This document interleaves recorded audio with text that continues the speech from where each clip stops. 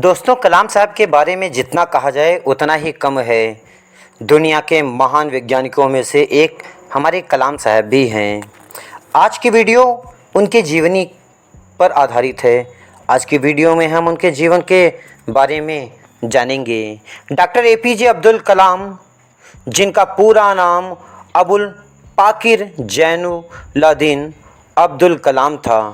इनका जन्म 15 अक्टूबर 1931 को तमिलनाडु के रामेश्वरम में हुआ था। एक साधारण परिवार से निकलकर वे भारत के मिसाइल मैन और जनता के राष्ट्रपति बने। बचपन से ही जिज्ञासु और पढ़ाई के प्रति समर्पित कलाम ने अखबार बेचकर अपनी पढ़ाई का खर्च उठाया और मद्रास इंस्टीट्यूट ऑफ टेक्नोलॉजी से एयरोनॉटिकल इंजीनियरिंग की डिग्री हासिल की।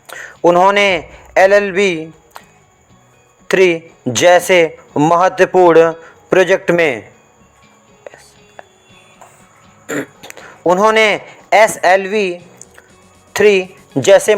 प्रोजेक्ट में काम किया और भारत के अंतरिक्ष कार्यक्रम को मजबूत किया।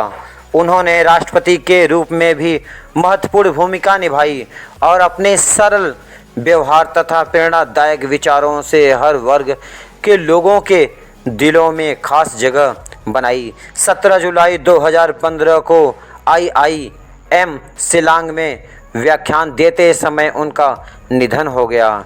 प्रारंभिक संघर्ष जीवन और जन्म और परिवार के बारे में आपको बताते हैं। डॉक्टर कलाम का जन्म तमिलनाडु के एक पारंपरिक तमिल मुस्लिम परिवार में हुआ था। उनके पिता जैनुलाब्दीन एक नाव बनाने वाले थे और उनकी माँ आसिमा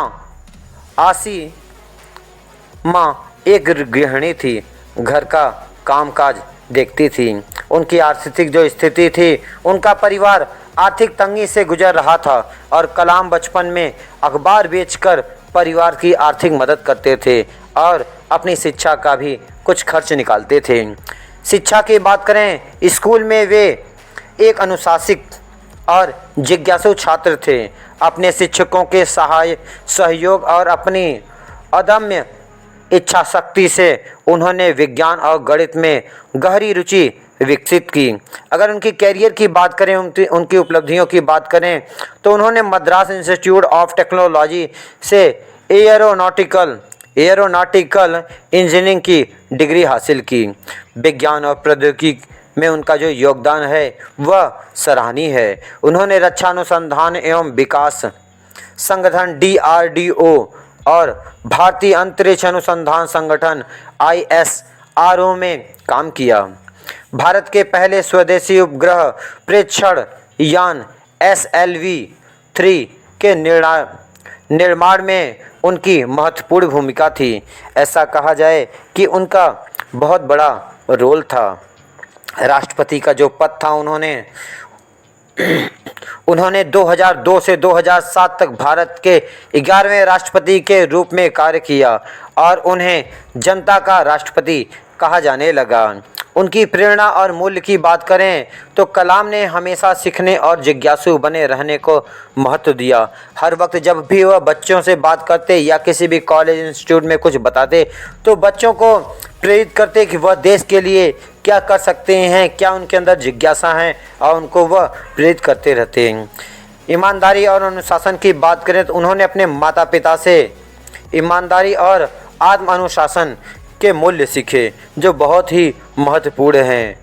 कलाम ने युवाओं को सपने देखने और अपनी पूरी शक्ति से उन सपनों को पूरा करने के लिए प्रेरित किया। जब भी युवाओं को वह मोटिवेशनल कुछ बातें बताते थे तो युवाओं को प्रेरित करते थे कि सपने बड़े देखो, तभी जाके वो पूरे होंगे, और अपनी क्षमता से भी अधिक बड़े सपने देखो, क्योंकि जब आप तड़पते रहेंगे तभी आप उस सपने को पूरा कर सकते हैं। परोपकार की बात करें तो वे अपनी किताबों की रॉयल्टी स्वयं सेवी संस्थाओं और मानवीय कार्यों में देते थे। यह महान व्यक्ति जो हमारे देश के कलाम साहब हैं, जिनके बारे में जितना कहा जाए उतना ही कम है, जिनकी व्याख्या की जाए, जिनके बारे में बताया जाए उतना ही कम है।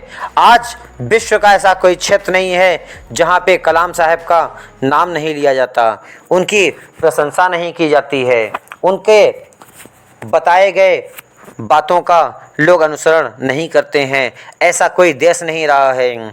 विज्ञान का क्षेत्र ऐसा है जहाँ पे आज अंतरिक्ष तक लोग पहुँच रहे हैं तो कलाम साहब की ही देन है। उन्होंने हमारे देश को, हमारे विश्व को जो उपकार किए हैं हमारे ऊपर अपनी उपलब्धियों से, उसकी हम कभी ऋण नहीं चुका सकते हैं। जो उन्होंने हमारे लिए किया है, आज तक आने वाली पीढ़ियां भी उनके ऋण को नहीं चुका सकती हैं। जब तक सूरज चांद रहेगा तब तक कलाम साहब का नाम रहेगा। उनका जब देहांत हुआ तो लोग को विश्वास नहीं हुआ कि ऐसा भी हो सकता है। कलाम साहब अपना अंतिम वाक्यांश कहते हुए शिलांग के मंच पर 27 जुलाई 2015 को हृदयघात की रोग के कारण स्वर्गवास हो गए, खुदा को प्यारे हो गए। अंतिम वचनों में भी उन्होंने लोगों को प्रेरित किया कि देश हित, देश प्रेम, स्वदेश से बड़ा कुछ भी नहीं है।